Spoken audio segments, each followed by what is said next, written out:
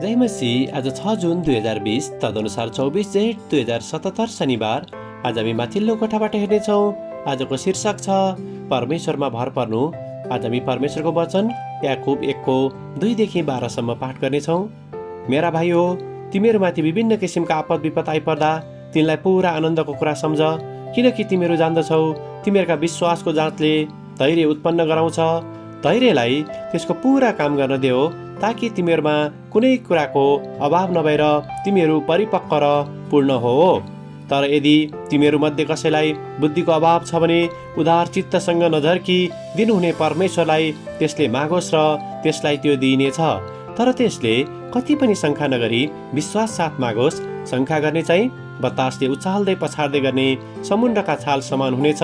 त्यस्तो मानिसले यो नसम्झोस् कि उसले प्रभुबाट केही पाउनेछ, किनकि दोहोरो मन भएको मानिस उसका सबै चालचलनमा अस्थिर हुन्छ।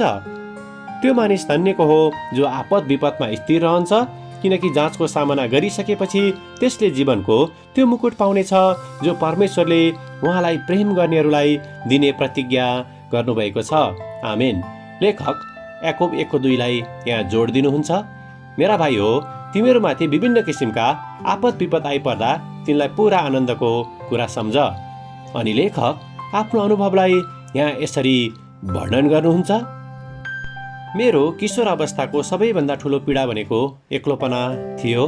हरेक वर्ष मैले असल क्रिस्चियन मित्रको निम्ति प्रार्थना गरेँ, तर वर्षौँपछि परमेश्वरले यसरी जवाफ दिनुभयो, तेरो समय अझै आएको छैन। र किन होला भनेर म अचम्ममा परेँ। के मैले मित्र खोज्न मेरा सबै प्रयास गरिन र? के असल मित्रताले मलाई परमेश्वरसँगको सम्बन्धमा बढ्न मद्दत गर्दैन र? के बलियो क्रिस्चियन सङ्गति परमेश्वरकै योजनाको भाग होइन र?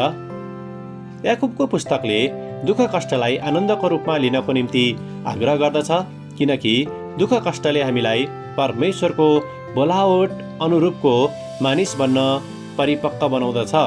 जब म किशोर अवस्थामा एक्लै थिएँ, मैले परमेश्वरमा भर पर्न र जो मानिसहरू प्रख्यात थिएनन् ती व्यक्तिहरूलाई सहानुभूति देखाउन र मित्रता गाँच्न मैले सिकेँ। मैले विशेष गरी मेरा भाइ बहिनीहरूसँग आफ्नो सम्बन्धलाई अझ महत्त्व दिन र अझ सुदृढ पार्न सिकेँ। अन्तमा एक्लै हुँदा, अध्ययन गर्दै र सोच्दै गर्दा मलाई ती विचारहरूलाई कागजमा राख्न उत्प्रेरणा मिल्यो र मलाई मेरो कथा अरूलाई बाँड्ने साहस पनि दियो। परमेश्वरले यो भन्नुहुन्न कि दुःख कष्टलाई आनन्दको रूपमा लिनुपर्छ। दुःख कष्ट भनेको दुःख नै हो र एक्लोपनाबाट भएर जाँदा निकै नरमाइलो हुन्छ। यद्यपि परमेश्वरले हामीलाई पुरा आनन्दको कुरा सम्झनको निम्ति आग्रह गर्नुभएको छ। अब म त्यो एक्लोपनालाई आनन्दको रूपमा लिन सक्छु, किनकि परमेश्वरले यसबाट मेरो भलाइको निम्ति काम गर्नुभयो। आमेन। आजको विचार, मेरा कष्टहरूमा पनि म परमेश्वरमा भरोसा गर्न सक्दछु। प्रार्थना। प्यारो प्रभु, हामीले आज कष्ट भोगे तापनि यही कुराले हामीलाई ख्रिस्ट जस्तै बन्न मद्दत गर्दछ भन्ने कुरा बुझेर हाम्रो कष्टहरूमा आनन्दित हुन हामीलाई सहायता गर्नुहोस्, येशूको नाउँमा। आमेन। आजको लेखक टिम पाइड्स, अमेरिका। आजको प्रार्थनाको विषय एक्लोपनाको सामना गरिरहेका मानिसहरूको निम्ति।